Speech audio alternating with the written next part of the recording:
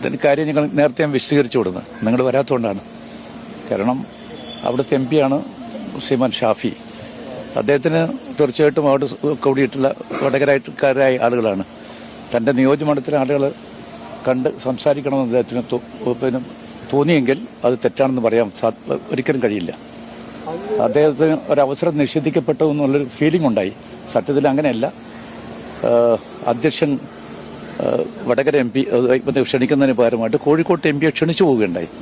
അത് കഴിഞ്ഞ് രണ്ടാമതും വിളിച്ചിരിക്കുന്നത് കുറ്റ്യാടിയിൽ നിന്ന് പണ്ട് മത്സരിച്ച് വിജയിച്ച ശ്രീമാൻ പാറക്കൽ അബ്ദുള്ളയായിരുന്നു.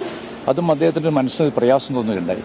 അതുകൊണ്ടായിരിക്കാം ഒരു പക്ഷേ പെട്ടെന്ന് പ്രകോപിതനായെന്ന് എനിക്ക് തോന്നുന്നു. പക്ഷേ വളരെ പെട്ടെന്ന് അദ്ദേഹം ശാന്തനാവുകയുണ്ടായി. പക്ഷെ ഇത്രയധികം ചാനലുകൾ ഉള്ള കാര്യം അദ്ദേഹം മറന്നുപോയി. അത്തരമൊരു സദസ്സിൽ വെച്ച് അദ്ദേഹത്തിന് പ്രകോപനം ഉണ്ടാകാൻ പാടില്ലായിരുന്നാണ് എനിക്ക് പറയാനുള്ളത്.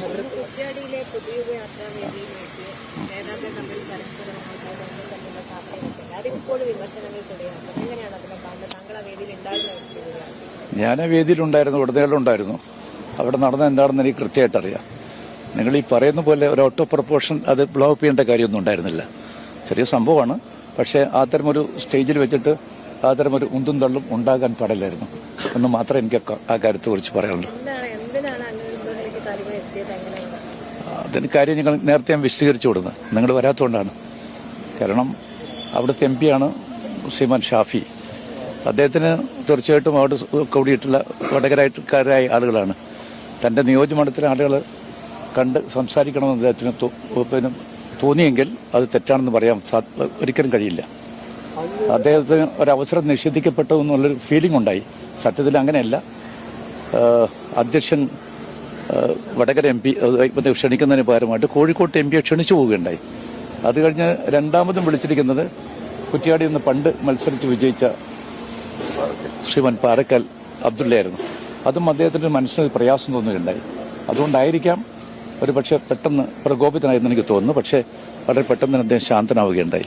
പക്ഷെ ഇത്രയധികം ചാനലുകൾ ഉള്ള കാര്യം അദ്ദേഹം മറന്നുപോയി. അത്തരമൊരു സദസ്സിൽ വെച്ച് അദ്ദേഹത്തിന് പ്രകോപനം ഉണ്ടാകാൻ പാടില്ലായിരുന്നാണ് എനിക്ക് പറയാനുള്ളത്. പക്ഷെ എങ്കിൽ പോലും അത് മറ്റൊരു രൂപത്തിൽ പറയണേ. വീണ് പോയിട്ടുണ്ടോ? നിങ്ങളെല്ലാം ഉണ്ടായിരുന്നില്ലേ?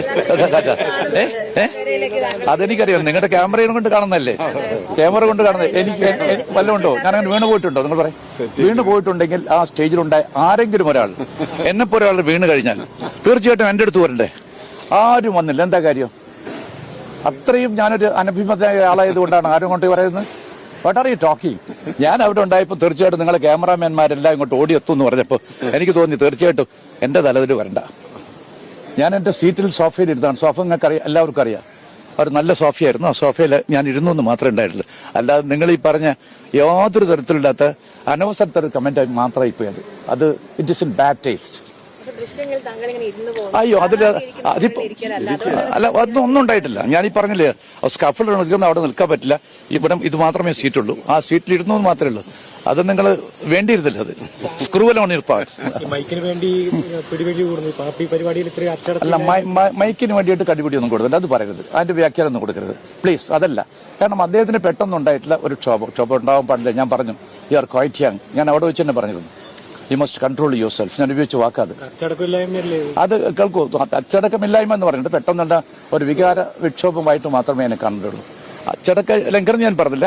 പക്ഷെ അത്തരം വേദികളിലൊക്കെ തന്നെ നമ്മൾ കുറച്ചുകൂടി ഒന്ന് ജാഗ്രത കാണിക്കണം.